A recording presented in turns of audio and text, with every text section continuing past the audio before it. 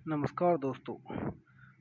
आज हम आपके लिए चालू कर रहे हैं चैप्टर 4 कार्बन एवं उसके यौगिक। तो कार्बन और उसके यौगिक के बारे में हम जानकारी ये चालू करने वाले हैं। ये देखो, उससे पहले चैनल को लाइक करें और सब्सक्राइब करें एंड शेयर करें। तो आइए हम चालू करते हैं 10th क्लास का चैप्टर 4। पिछले अध्याय में हमने अनेक ऐसे यौगिकों का अध्ययन किया जो हमारे लिए महत्वपूर्ण हैं। इस अध्याय में कुछ रोचक यौगिकों एवं उनके गुणधर्मों के बारे में पढ़ेंगे। यहाँ हम एक तत्व के रूप में कार्बन का भी अध्ययन करेंगे। किसका अध्ययन करेंगे? तत्व के रूप में कार्बन का अध्ययन करेंगे, जिसका हमारे लिए तात्विक एवं संयुक्त दोनों रूपों में अत्यधिक महत्व है। आपके द्वारा भरी हुई उपयुक्त सारणी के स्तंभ को आने वाली वस्तुओं पर ध्यान दीजिए। आपके शिक्षक आपको बताएंगे। जैसे आगे चलते हैं, आपके द्वारा सूचीबद्ध की गई भोजन, कपड़े, दवाओं, पुस्तकों, अनेक वस्तुएं इस वर्तातोमुक्त तत्व कार्बन पर आधारित होते हैं। किस पर आधारित होते हैं? कार्बन पर आधारित होते हैं। अनेक अतिरिक्त सभी सजीव संरचनाएं आधारित होती हैं। भूपर्पट्टी तथा वायुमंडल में अत्यंत अल्प मात्रा में कार्बन उपस्थित है। कितना अत्यल्प मतलब कम मात्रा में क्या है? कार्बन उपस्थित है। देखिए, भूपर्पट्टी में खनिजों में क्या है? जैसे कार्बनो, हाइड्रोजन कार्बोनेट, कोयला एवं पेट्रोलियम के रूप में केवल 0.2% कार्बन उपस्थित है। वायुमंडल में 0.03% कार्बन उपस्थित है। प्रकृति में इतनी अल्प मात्रा में कार्बन उपस्थित होने के बावजूद कार्बन का अत्यधिक महत्व है। इस अध्याय को कार्बन के इन गुणों के अध्ययन करेंगे। कार्बन में आवंद सहसंयोजन आवंद। कार्बन में आवंद क्या है? सहसंयोजक। पिछले अध्याय में हमने आयनिक यौगिकों गुणधर्मों का अध्ययन किया। हमने देखा कि आयनिक यौगिकों को गलनांक एवं क्वथनांक उच्च होते हैं। आयनिक यौगिकों के क्या होते हैं? गलनांक एवं क्वथनांक उच्च होते हैं तथा विलयन में अथवा गलित अवस्था में विद्युत चालन करते हैं। विलयन या गलित अवस्था में क्या करते हैं? विद्युत का चालन करते हैं। अब आइए आगे देखते हैं हम।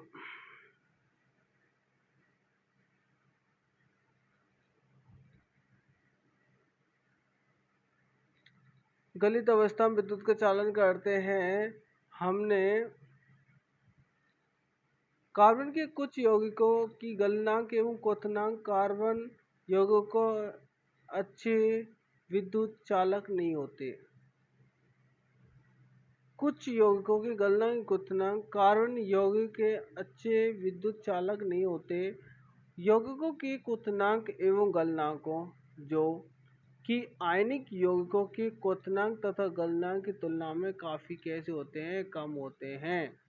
आधार पर हम इस निष्कर्ष पर पहुंचते हैं, परमाणु के बीच प्रबल आकर्षण बल नहीं है। यौगिक विद्युत के क्या होते हैं? कुचालक होते हैं। यौगिक क्या होते हैं? विद्युत कुचालक होते हैं। हम इस निष्कर्ष पर पहुंच सकते हैं कि इन यौगिकों के आवंदन से किसी आयनिक की उत्पत्ति नहीं होती है। तो क्या इन यौगिकों के आवंदन से किसी आयनिक यौगिक की उत्पत्ति नहीं होती है। अब है कक्षा 9 में विभिन्न तत्वों की संयोजन क्षमता तथा संयोजन इलेक्ट्रॉन की संख्या पर इनकी निर्भरता के बारे में अध्ययन किया। अब हम कार्बन के इलेक्ट्रॉनिक विन्यास के बारे में अध्ययन करेंगे। कार्बन की परमाणु संख्या 6 है। कार्बन की परमाणु संख्या कितनी है? 6 है। कार्बन के विभिन्न कक्षों में इलेक्ट्रॉन का वितरण कैसे होगा? कार्बन में कितने संयोजक इलेक्ट्रॉन होंगे? हम जानेंगे कि बाहरी कोश को पूरी तरह से भर देने उत्कृष्ट गैस विन्यास को प्राप्त करने पर प्रवृत्ति के आधार पर तत्वों की अभिक्रियाशीलता समझाई जाती है। आयनिक यौगिक बनाने वाले तत्व सबसे बाहरी कोश में इलेक्ट्रॉन प्राप्त करके या उनका ह्रास करके से प्राप्त करते हैं। कार्बन के सबसे बाहरी कोश में 4 इलेक्ट्रॉन होते हैं। कार्बन के बाहरी कोश में कितने इलेक्ट्रॉन होते हैं? 4 इलेक्ट्रॉन होते हैं। उत्कृष्ट गैस विन्यास को प्राप्त करने के लिए इसको 4 इलेक्ट्रॉन प्राप्त करने या खोने की आवश्यकता होती है। यदि इन्हें इलेक्ट्रॉन को प्राप्त करना या खोना है तो ये 4 इलेक्ट्रॉन प्राप्त कर C+ ऋणायन बना सकता है, लेकिन 6 प्रोटॉन वाले नाभिक के लिए 10 इलेक्ट्रॉन अर्थात 4 अतिरिक्त इलेक्ट्रॉन धारण करना मुश्किल हो सकता है। ये 4 इलेक्ट्रॉन खोकर C4+ धनायन बना सकता है, लेकिन 4 इलेक्ट्रॉन को खोकर 6 प्रोटॉन वाले नाभिक में केवल 2 इलेक्ट्रॉन का कार्बन धनायन बनाने के लिए अत्यधिक ऊर्जा की आवश्यकता होती है। कार्बन अपने अन्य परमाणु तथा अन्य तत्वों के परमाणु के साथ संयोजक इलेक्ट्रॉन की साझेदारी करके इस समय को सुलझा लेता है। केवल कार्बन ही नहीं बल्कि अनेक अन्य तत्व भी इसी प्रकार इलेक्ट्रॉन की साझेदारी करके अणुओं का निर्माण करते हैं। किसका? अणुओं का निर्माण करते हैं। जिन इलेक्ट्रॉनों की साझेदारी की जाती है वे दोनों परमाणु के बाहरी कोश में ही होते हैं। तो क्या है? जिन इलेक्ट्रॉनों की साझेदारी की जाती है वे दोनों परमाणुओं के बाहरी कोश में ही होते हैं तथा इनके फलस्वरूप दोनों ही परमाणु उत्कृष्ट गैस विन्यास की स्थिति को प्राप्त करते हैं। कार्बन के यौगिकों की चर्चा करने से पहले इलेक्ट्रॉन की साझेदारी से बने कुछ सामान्य अणु को समझते हैं।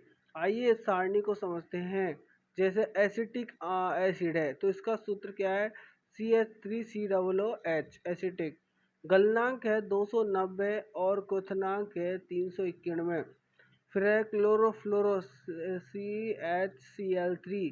क्लोरोफ्लोरो क्या है? CHCl3 है, इसका गलनांक है 209, क्वथनांक है 334। एथेनॉल है CH3CH2OH। ये एथेनॉल हो गया, इसका गलनांक 56 और क्वथनांक 351। मेथेन है मेथेन क्या है? CH है, CH है तो इसका गलनांक 90 है और क्वथनांक 111 है। अब आगे हम चलते हैं,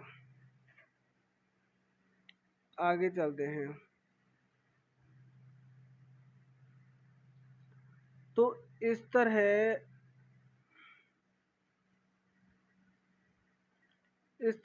से बने अणुओं में सबसे सामान्य अणु हाइड्रोजन का है। सबसे सामान्य किसका? हाइड्रोजन का है। जैसा कि आपने पहले अध्याय में देखा, हाइड्रोजन की परमाणु संख्या 1 है। हाइड्रोजन की परमाणु संख्या कितनी? हाइड्रोजन की परमाणु संख्या 1 है। इसके के कोष में 1 इलेक्ट्रॉन तथा के कोष को भरने के लिए इसको 1 और इलेक्ट्रॉन की आवश्यकता होती है। इसलिए हाइड्रोजन के 2 परमाणु अपने इलेक्ट्रॉन की साझेदारी करके हाइड्रोजन का अणु H2 बनाते हैं। परिणाम स्वरूप हाइड्रोजन का प्रत्येक अणु अपने निकट उत्कृष्ट गैस हीलियम के इलेक्ट्रॉन विन्यास को प्राप्त करते हैं। किसके? हीलियम के इलेक्ट्रॉन विन्यास को प्राप्त करते हैं, जिसके के कोष में 2 इलेक्ट्रॉन होते हैं। संयोजी इलेक्ट्रॉन दर्शाने के लिए इलेक्ट्रॉन के सहभागी युग्म हाइड्रोजन के 2 परमाणुओं के बीच सहसंयोजी एक आबंध बनाते हैं। इस आबंधन को 2 परमाणुओं के बीच एक रेखा के द्वारा भी व्यक्त किया जाता है।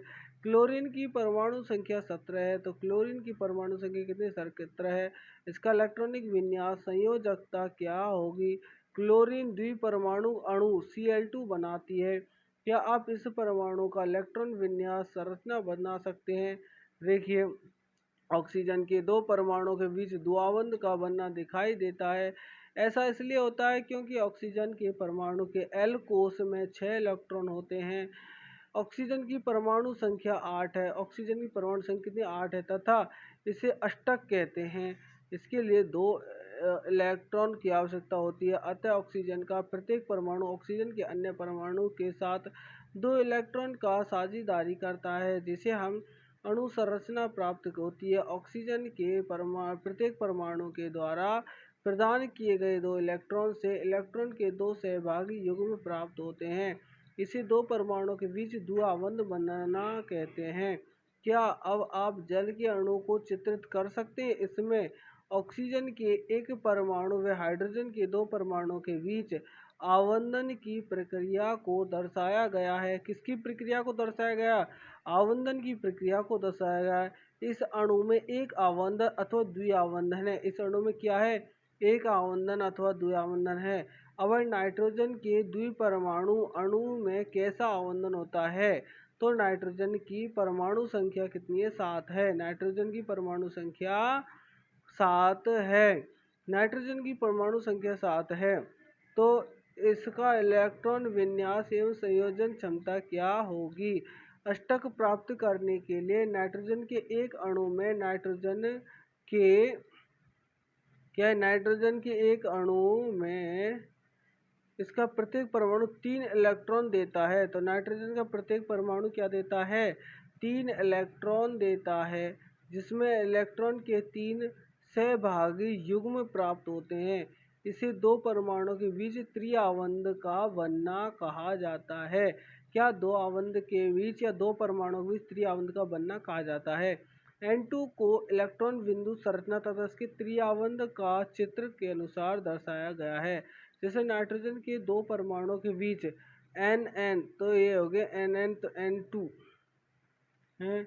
अब ये चित्र देखेंगे, ये चित्र देखेंगे और ये चित्र देखेंगे, तो इसमें हाइड्रोजन का एक अणु, हाइड्रोजन के क्या एक एक अणु बन रहे हैं। इसमें हाइड्रोजन के 2 परमाणु, हाइड्रोजन के एक अणु, हाइड्रोजन के 2 परमाणु। अब ये क्या,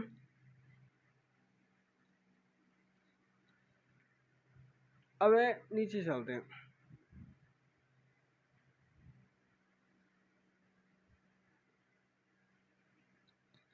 अब अमोनिया के एक परमाणु का सूत्र NH3 है। अमोनिया के परमाणु का सूत्र क्या है?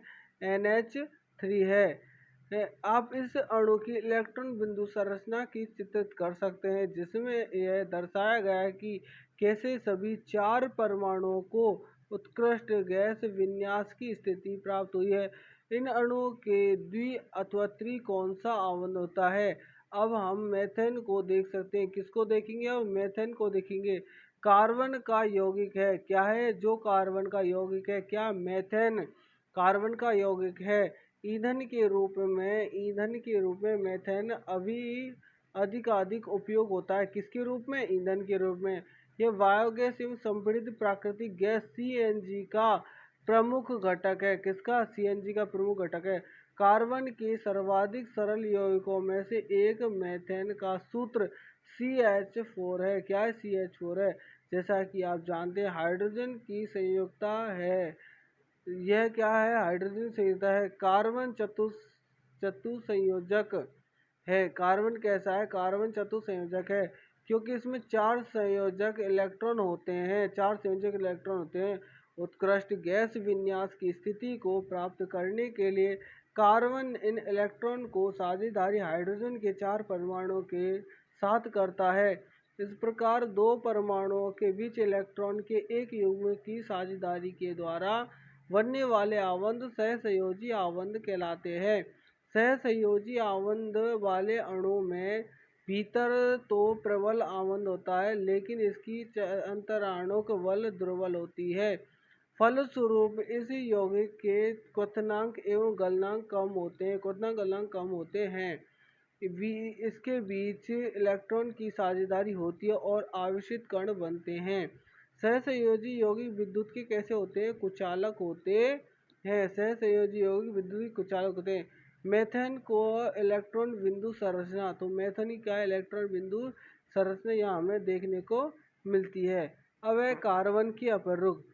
प्रकृति में कार्बन तत्व अनेक विभिन्न भौतिक गुणों के साथ विभिन्न रूप में पाया जाता है। हीरा व ग्रेफाइट दोनों ही कार्बन के परमाणु से बने हुए हैं। हीरा व ग्रेफाइट क्या है? कार्बन के परमाणु से बने हुए हैं। कार्बन के परमाणु के परस्पर आवंटन के तरीकों के आधार पर ही इनमें अंतर होता है। हीरे में कार्बन का प्रत्येक परमाणु कार्बन के 4 अन्य परमाणु के साथ आवंटित होता है, जिसमें एक दृढ़ त्रिआयामी संरचना बनती है। बच्चों, क्या होती है? त्रिआयामी संरचना बनती है। फिर क्या होता है? ग्रेफाइट में कार्बन के प्रत्येक परमाणु का, किसमें? ग्रेफाइट में कार्बन के प्रत्येक परमाणु का आवंटन कार्बन के 3 अन्य परमाणु के साथ एक ही तल पर होता है, जिसमें षटकोणीय व्यूह मिलता है। इनमें से एक आवंटन द्विआवंटन होता है, जिस कारण कार्बन की संयोजकता पूर्ण होती है। ग्रेफाइट की संरचना षटकोणीय तल एक दूसरे के ऊपर व्यवस्थित होती है। इन भिन्न संरचनाओं के कारण हीरे व ग्रेफाइट के भौतिक गुणधर्म अत्यंत भिन्न होते हैं। किसके आधार पर?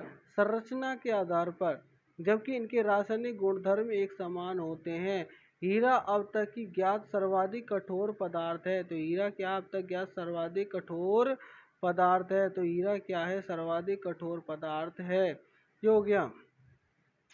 अब यहाँ चलते हैं नीचे।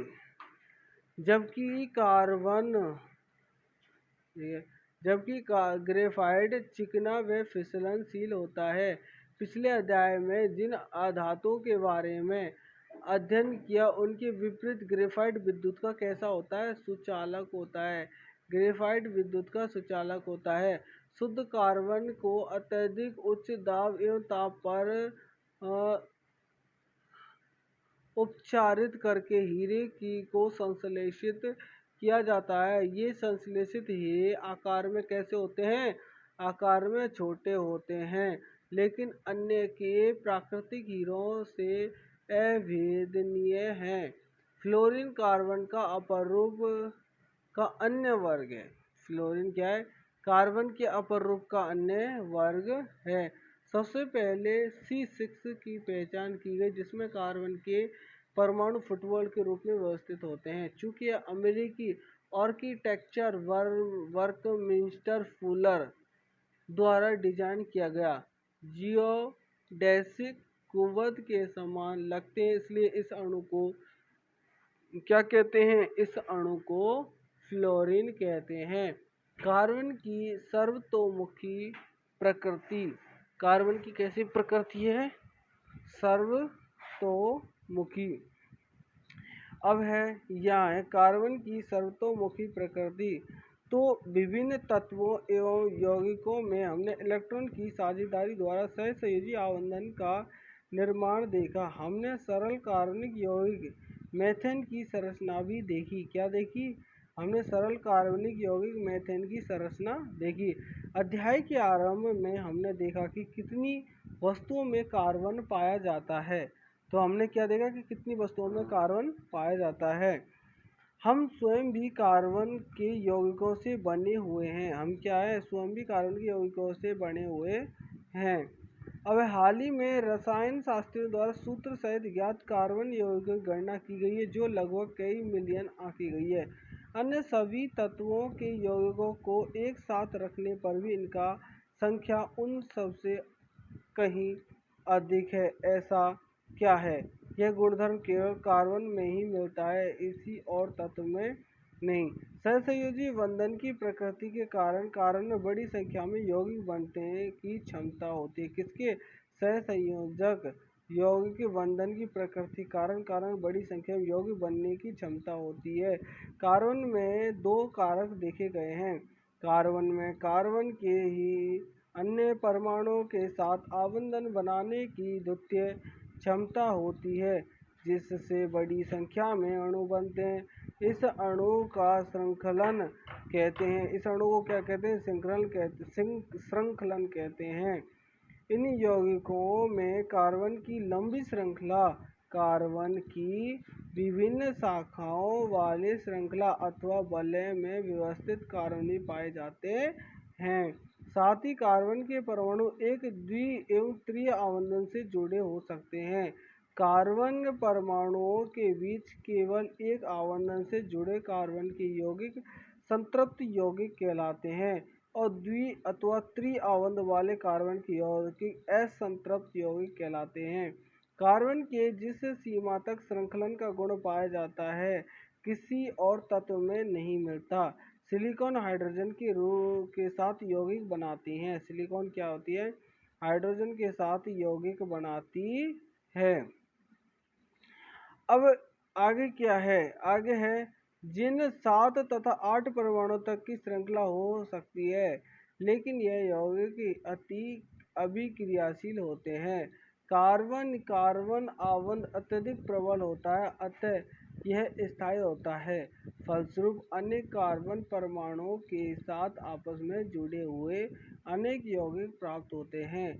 चूंकि कार्बन की संयोजकता 4 होती है, कार्बन की संयोजकता कितनी होती है? 4 होती है। कार्बन की संयोजकता 4 होती है। इसमें कार्बन के 4 अन्य परमाणुओं अथवा कुछ अन्य एक संयोजक तत्वों के परमाणुओं के साथ आवंधन की क्षमता होती है।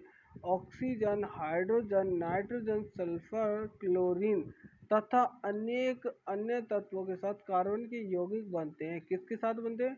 ऑक्सीजन, हाइड्रोजन, नाइट्रोजन, सल्फर और क्लोरीन, इनके साथ क्या है? कार्बन के यौगिक बनते हैं। फलस्वरूप एवं विशेष गुण वाले यौगिक बनते हैं। अणु कार्बन के अतिरिक्त उपस्थित तत्व पर निर्भर रहते हैं। अधिकतर अन्य तत्वों के साथ कार्बन द्वारा बनाए गए आवंध अत्यंत प्रबल होते हैं, जिनके फलस्वरूप में यौगिक अतिशय रूप में स्थायी होता है।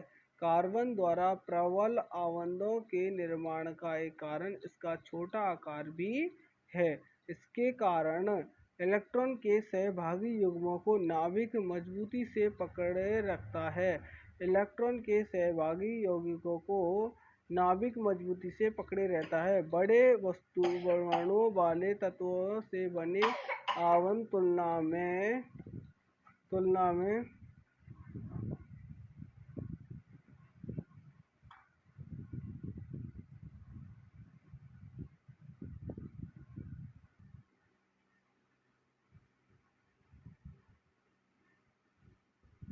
कार्बन द्वारा प्रबल आवंधों के निर्माण का एक कारण इसका छोटा आकार भी है। इसके कारण इलेक्ट्रॉन के सहभागी युग्मों को नाभिक मजबूती से पकड़े रहता है। बड़े परमाणुओं वाले तत्वों से बने आवंध तुलना में अत्यंत दुर्बल होते हैं। कार्बन में पाए जाने वाले दो विशिष्ट लक्षणों चतुस्संयोजक और श्रृंखलन से बड़ी संख्या में दो लक्षण कौन कौन से? एक तो ये है, एक लक्षण क्या है? एक लक्षण तो यह है चतुर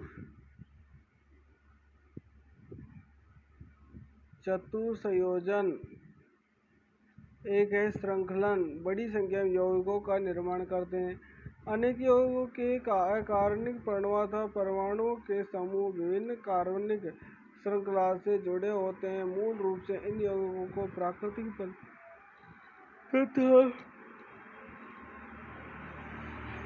माना गया कि संश्लेषण के लिए एक जीवन शक्ति आवश्यक थी। 1828 में फ्रेडरिक वोहलर ने अमोनिया साइनेट से यूरिया बनाकर इसे असत्य प्रमाणित किया। लेकिन कार्बन कार्बोनेट और बाइकार्बोनेट लवणों के अतिरिक्त सभी कार्बनिक यौगिकों का अध्ययन भी कार्बनिक रसायन के अंतर्गत होता है। अब है संतृप्त व असंतृप्त कार्बनिक यौगिक। क्या है? संतृप्त और असंतृप्त कार्बनिक यौगिक।